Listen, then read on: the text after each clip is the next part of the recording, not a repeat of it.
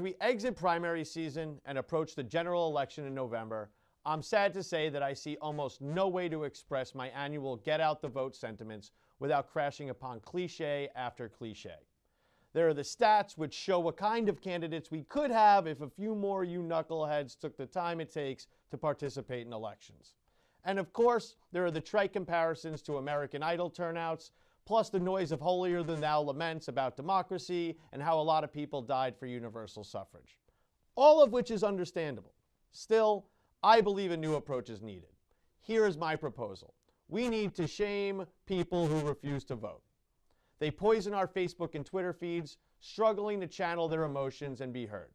But while they're willing to urinate in the bottomless rhetorical ocean that is social media, they're not willing to pull the singular lever that has measurable impact. Imagine the nerve. Perhaps you think that simply educating and explaining is better than shaming. Fine. But something must be done. I'm not just talking to those of you who aren't registered. I obviously hope to reach a few of those people as well, even though for a number of undemocratic and sickening reasons, we don't have same-day registration in the Commonwealth. For now, I'll just start with the registered voters, though, because a lot of them have been just as sleepy on the job as their neighbors who haven't bothered to sign up in the first place. Case in point, in recent primary elections last week, less than 15% of registered voters turned out in Boston, while less than 10% came out in Somerville to vote in the first real mayoral race there's been in a decade there. Pathetic. But here's the sort of good news. Drawing from my observations, I believe the underlying reason we must mock non-voters openly is that there are a lot of decent people with progressive views who think they're above polls, They think that the elections truly don't matter. Such positions are indefensible, as anyone who's ever met a local, town, or state official or has gone to war with a municipality over a mundane matter has learned. There are a lot of average Joes and Marys out there who won office by a minor margin and went on to do notable damage. Long story short, if those who have abstained for such absurd reasons can be convinced to participate, there may be some hope after all. I'm sure there are a number of non-voters who have barbaric views and who we should be happy stay at home on Election Day. Forget about them. It's time to reach out to our friends who aren't exercising their right, but who are better than the drones who have historically come out for small elections. The old school centrist dolts who pray to party and provincialism before country and neighbor. These super voters don't give half a darn that politicians bank on contributions from the companies that crush and even kill communities. But you do. You, even those of you who cringe and withdraw at the mere mention of politics, as well as those who are irrationally certain that all polls are rigged. And all you lazy people out there who spend more time making up excuses for your apathy than I have ever even spent going to vote in the first place. You are who we need to turn around the Titanic. And one last thing. You won't get any argument from me for saying that most local news outlets have been asleep on the job. There's been a lot more coverage of everything from Tom Brady's haircut to a clown running for city council in Boston than there has been about the real issues facing our communities. And so for these next couple of episodes of First Beyond Boston, but especially this one, on which we always try and show how certain topics impact numerous cities and towns across the Commonwealth, we'll be diving deep into election territory.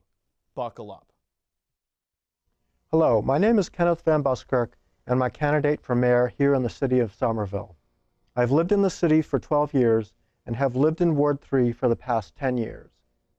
The reason I've entered this race is that the policies of the current mayor, Joe Curtatone, are harmful to both our residents and our city workers.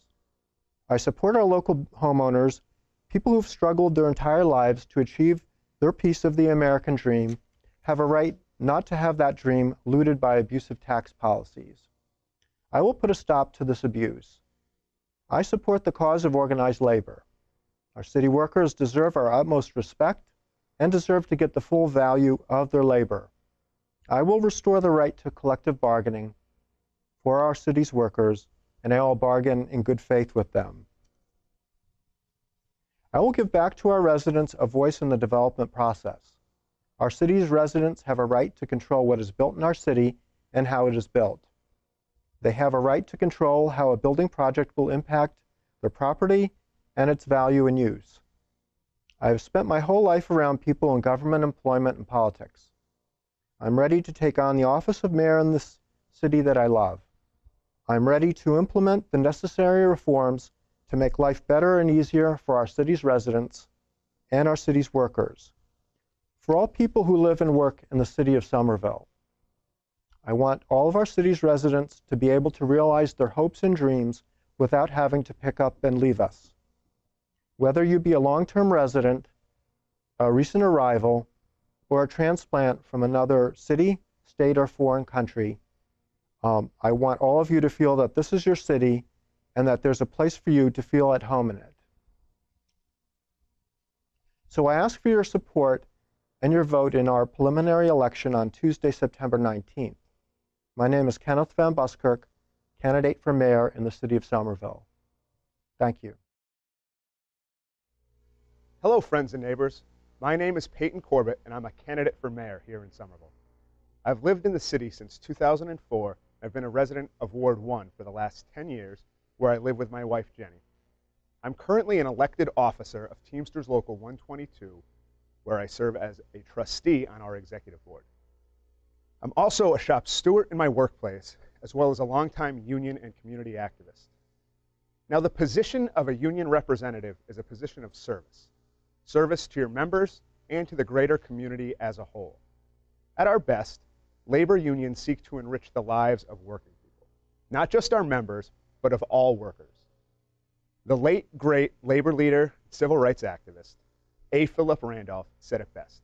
The essence of trade unionism is social uplift.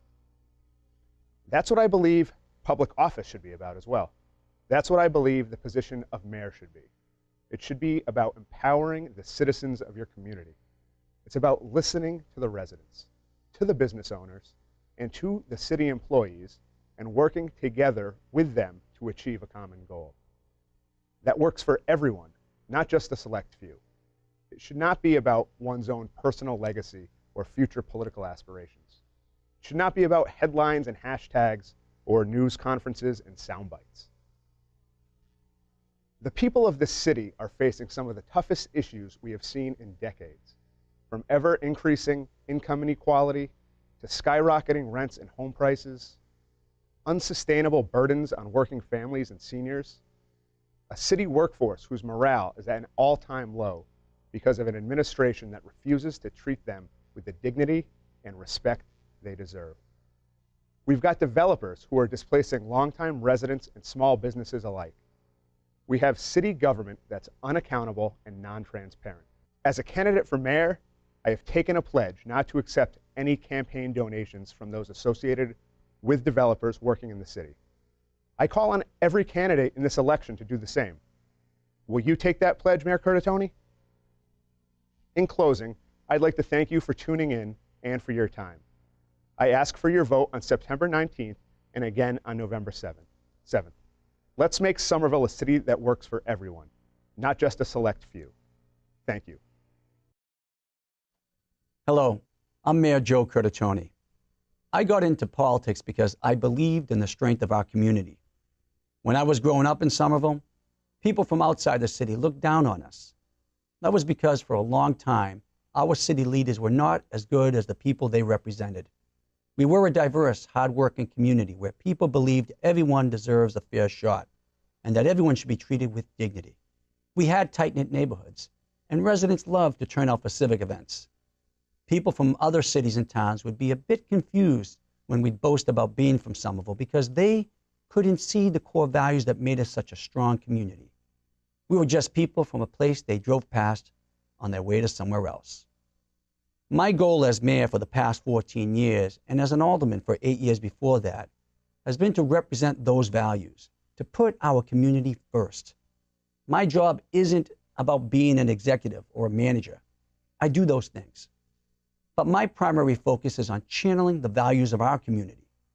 When we bring people in Somerville together, we can accomplish great things. We rebuilt Assembly Square. We're turning the Green Line extension into a reality.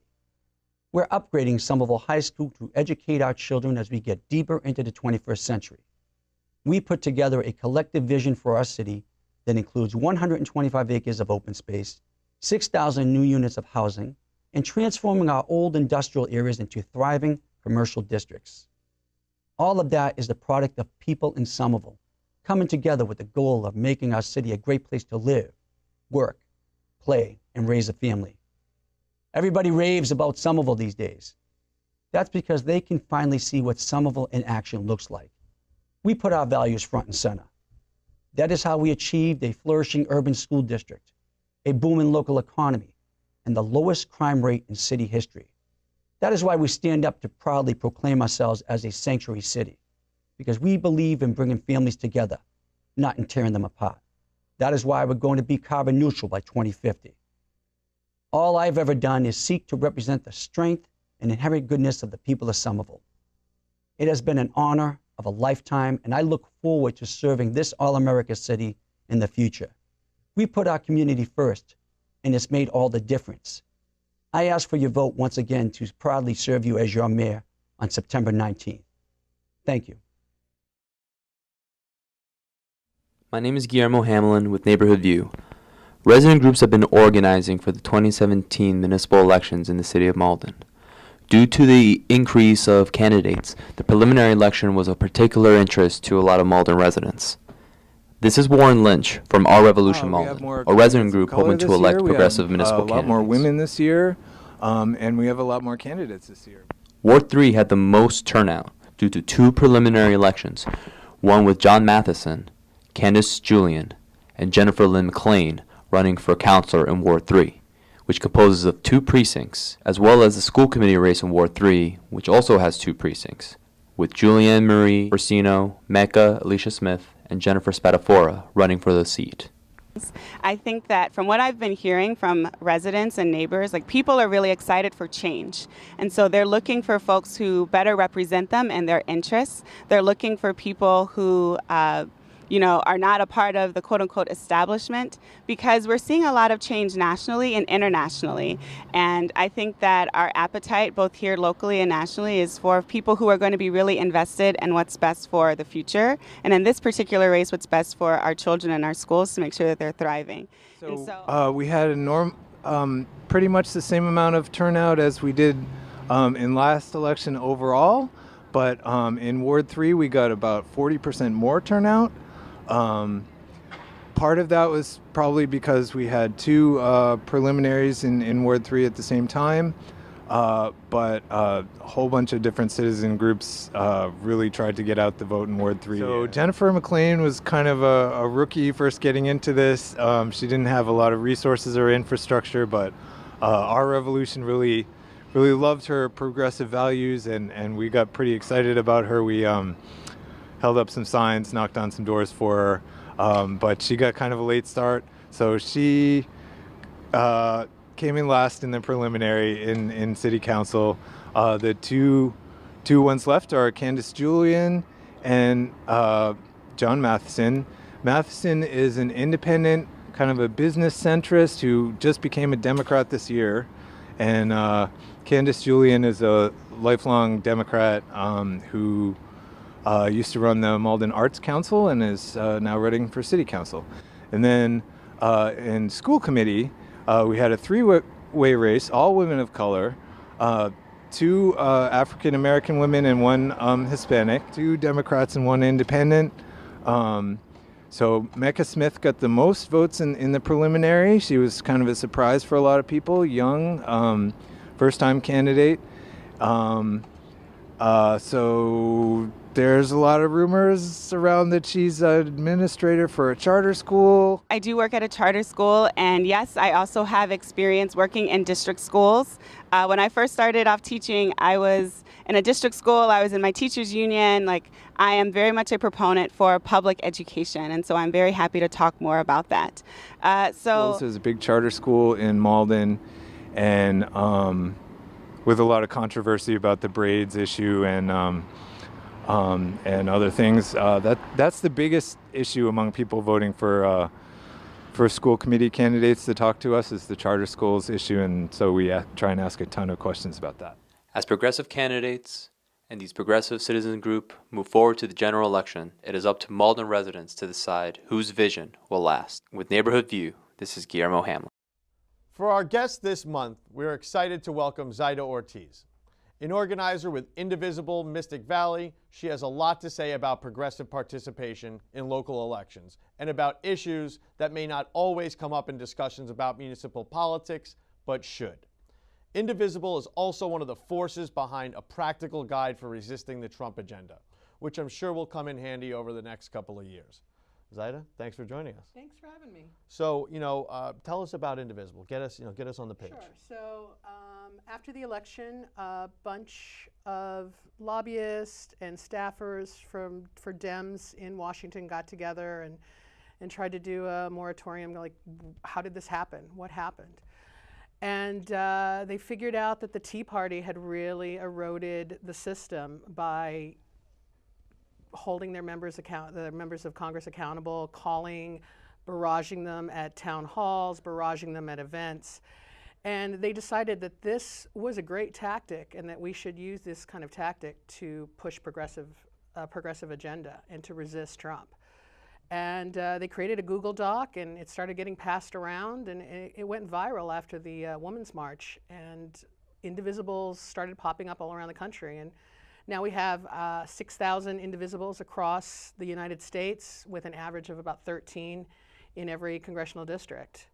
And it started as a thing at the federal level, but now we've moved it down to all the way to the municipal. And it's evolving. It's an ever-growing kind of movement, and it's taken on a life of its own. I can tell. I mean, it's taken over your world. So there's always there's this disconnect that led to a lot of where we are politically across the country between national politics and local politics.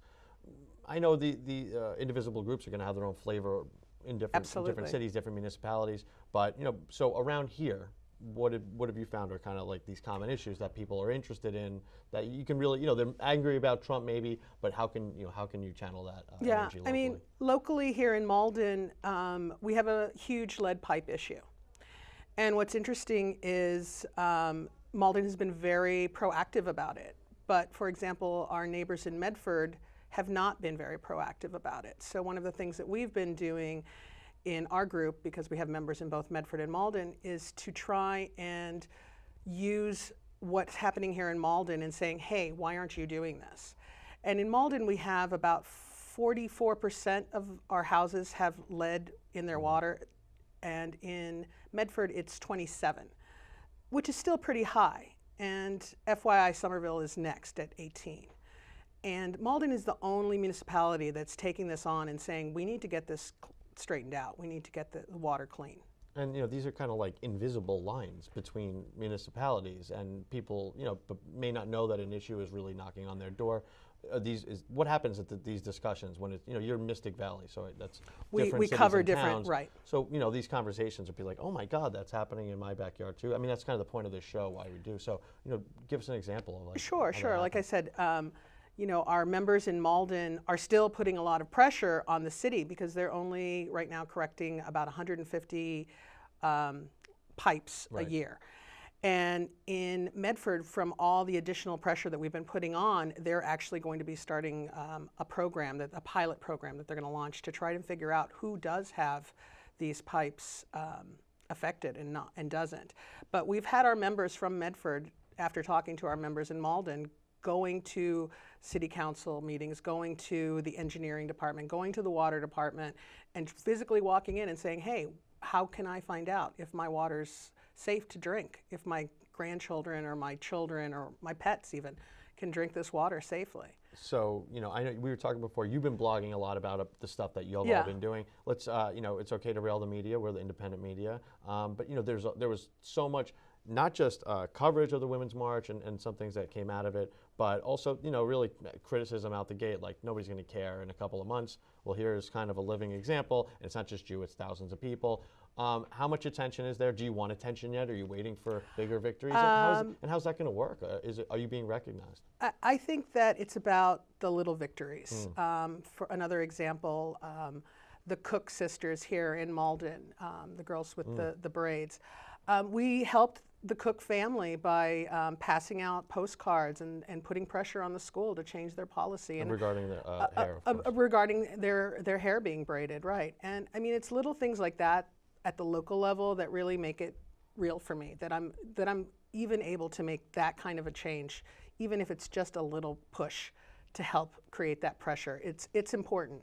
It's really important. Is it more like, or is it becoming more organic, like when the group's together? I mean, obviously people are initially, daily, all day outraged about the president and the things that his administration is doing, sometimes how those things trickle down, but in general, has it been easy to convert a lot of that energy? And, what are you doing moving forward? I see you're smirking. What are you doing moving forward? Because I know everybody just wants a lot of people just want to rail about the president. I mean, there's an ebb and flow to it, and it's you really have to know how to control the faucet, and and find out where with our Indivisible group in Mystic Valley and our sister group in Somerville.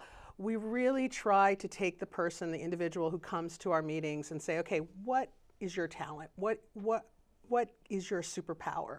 And figure out how can we harness that to push our message forward, to push our initiatives forward.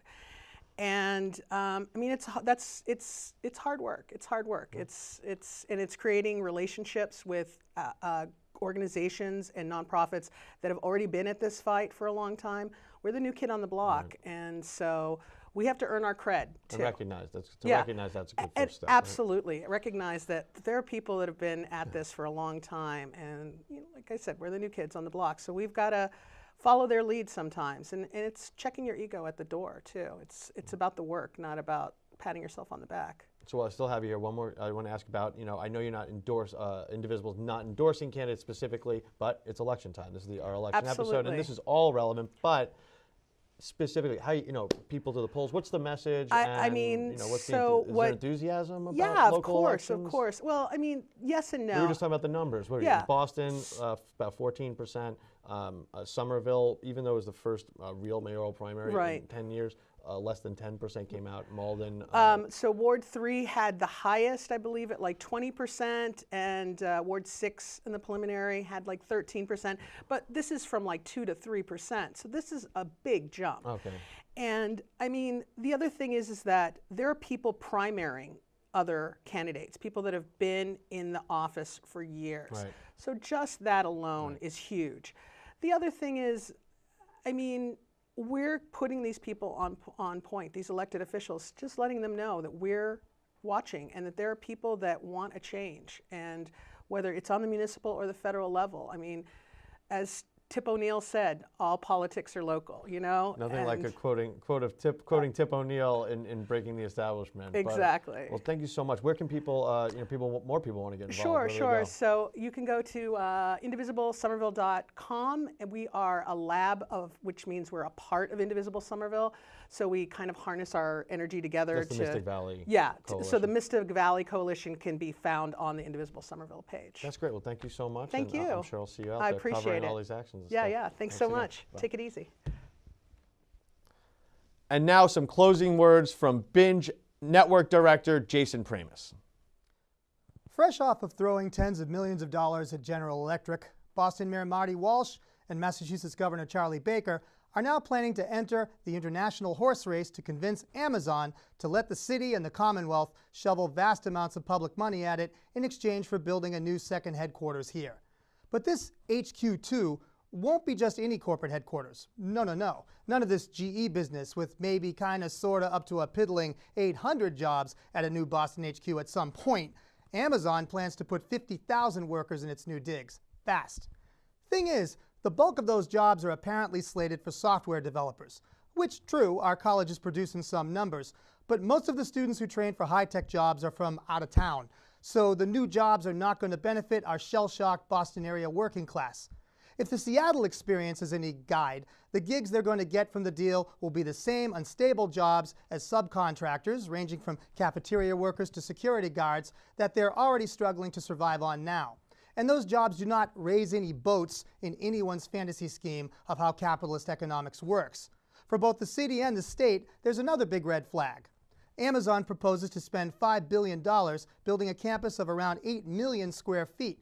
Leaving aside the lack of a necessary 100-acre plot in or near downtown Boston, that kind of build-out is going to place a huge burden on both our metro housing and transportation infrastructures. Yet Amazon is coming on to cities like Boston with hand outstretched, looking for the tax breaks and direct aid, read bribes, that all big companies expect when they move to a new location these days. And after starving even more social programs to pay for this latest boondoggle, what are working families going to get back from the huge multinational? Probably not much. According to the New York Times, Amazon only paid an average local, state, federal, and foreign tax rate of 13% between 2007 and 2015. Far less than the official federal corporate tax rate of 35% alone, and less than even the 15% corporate tax rate that the Trump administration is trying to pass. Given that Boston real estate developers have been allowed to build primarily luxury condo complexes in the last many years, vacant units will be quickly snatched up by Amazon employees, and then the remaining down-market properties will be upgraded by landlords looking to cash in. The result will be even more Bostonians without decent housing, legions more homeless people, and little new tax revenue to pay for the mounting social crisis thus created, or for making the desperately needed repairs and upgrades to our crumbling and utterly underfunded public transportation infrastructure. So, is this the kind of company we should let state and local government lavish public money on? Hell no. And there's one big reason, aside from the aforementioned, why we shouldn't. Allowing a company as large as Amazon to suddenly parachute a huge operation into our midst means it will immediately command an inordinate amount of political and economic power in Massachusetts, particularly the ability to threaten a capital strike in the form of leaving the area if any future demands for public lucre aren't met. Once Amazon arrives, it is going to distort the regional political economy so severely that we'll be stuck with it, the ultimate white elephant. Which is why any potential local Amazon deal must be stopped, with even more finality than the Boston Olympics deal was torpedoed. Fortunately, the deadline for the deal is October 19th, so there is still time to act. Unfortunately, the mania for public giveaways has spread, with municipalities across the state, including Weymouth, New Bedford, Worcester, Lowell, Lawrence, and a number of others in Eastern Mass alone, now vying for the Amazon contract. So if you're watching this show in a city or town that's bending over backwards to bring the tech behemoth to an empty industrial park or a racetrack near you, get ready to call your elected officials and tell them that they should either back off or prepare for defeat in the next election. And for many local politicians, that's coming up November 7th. For Beyond Boston, I'm Jason Pramas.